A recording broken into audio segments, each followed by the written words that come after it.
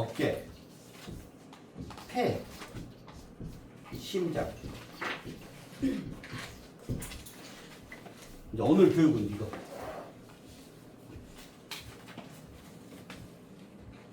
요즘에 갑상선 환자가 굉장히 많이 늘었죠.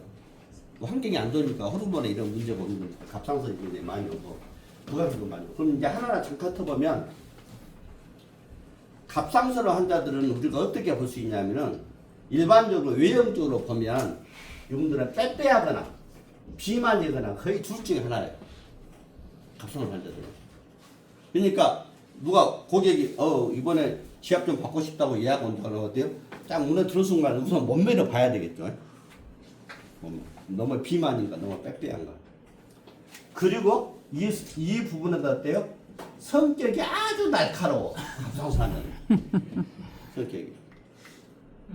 우리가 10대 때 딸내미들이 보면 어때? 한참 호르몬 분비 막 하고 할 때는 엄마가 딸한테 지잖아요.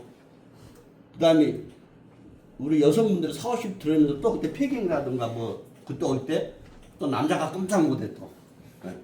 이게 호르몬 분비 이건 호르몬, 갑상선 호르몬 정확한 명칭이. 갑상선 호르몬. 성격이 날카로워져 어쨌든. 그러면서 좀 더 들어가면 눈이 튀어나온 사람도 있고 쏙 들어간 사람도 있고. 근데 눈이란 것은 이거는 처음 본 사람이 원래 그런지 아닌지 모르겠죠 우리가. 이게 이 두 가지만 보면 거의 알아요. 그리고 갑상선이 안 좋은 사람은 엄청나게 피로를 느껴. 피로. 이게 피로하니까 성격이 날카로워질 수밖에 없는 거죠.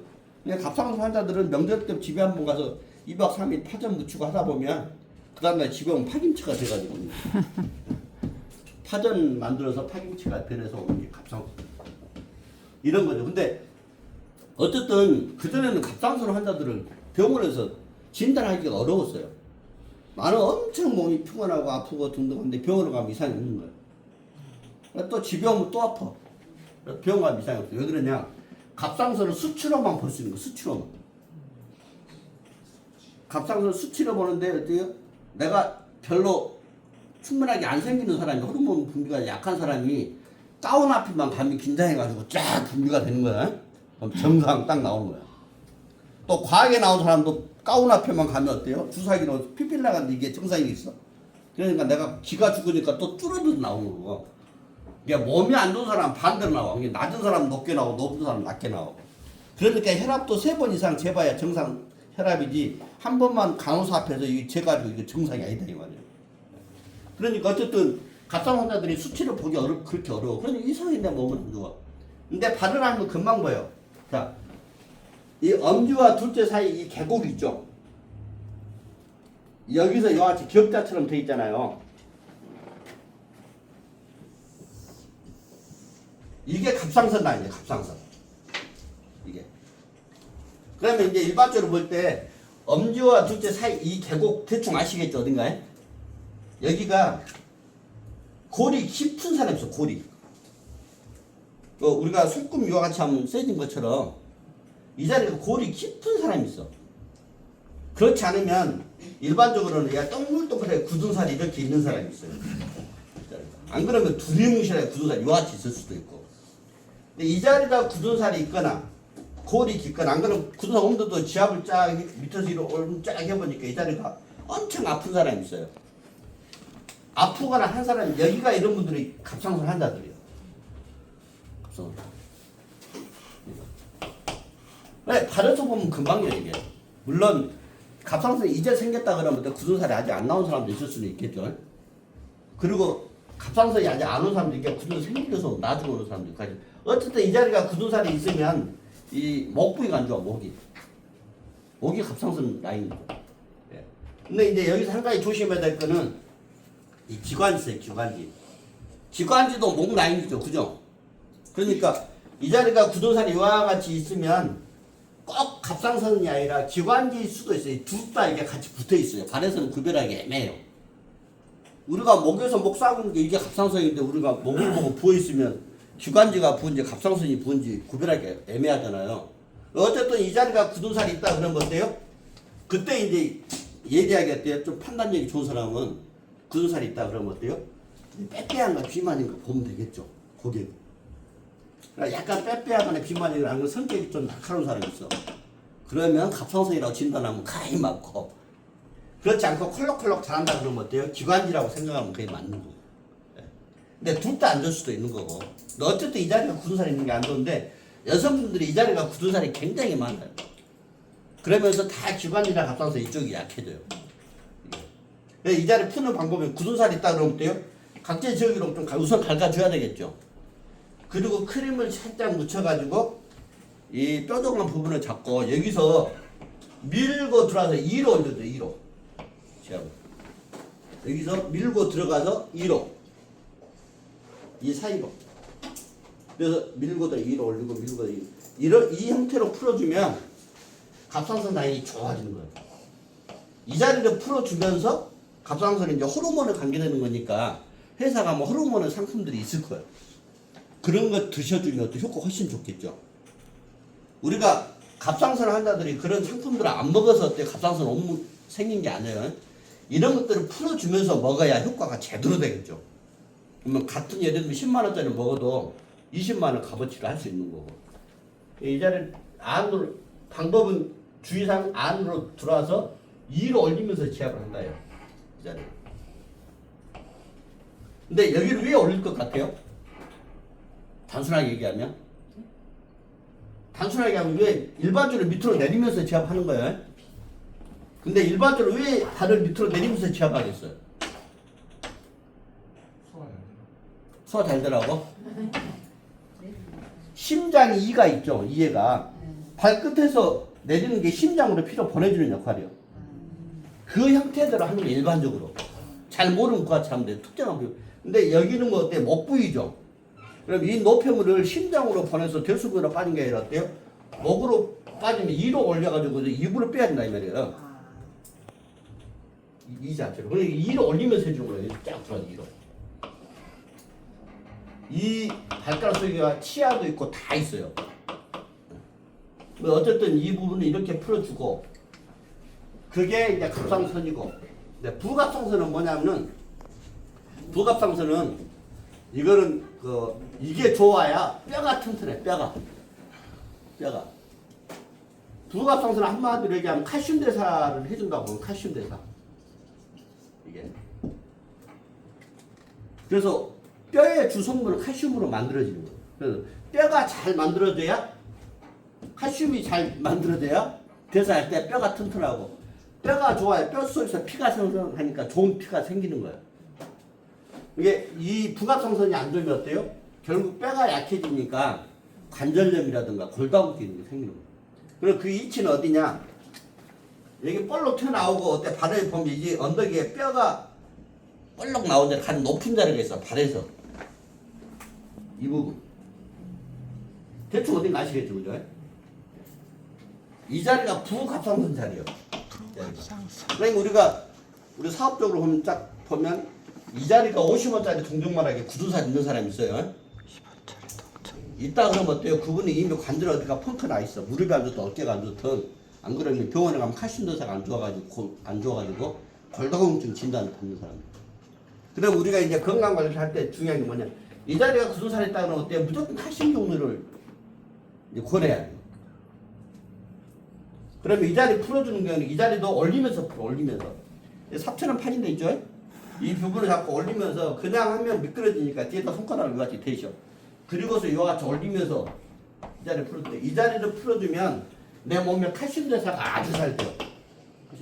칼슘 대사가 잘 되면 어때요? 뼈가 튼튼해지겠죠.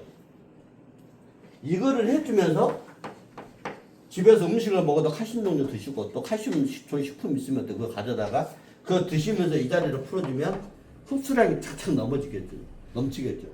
그래야 건강.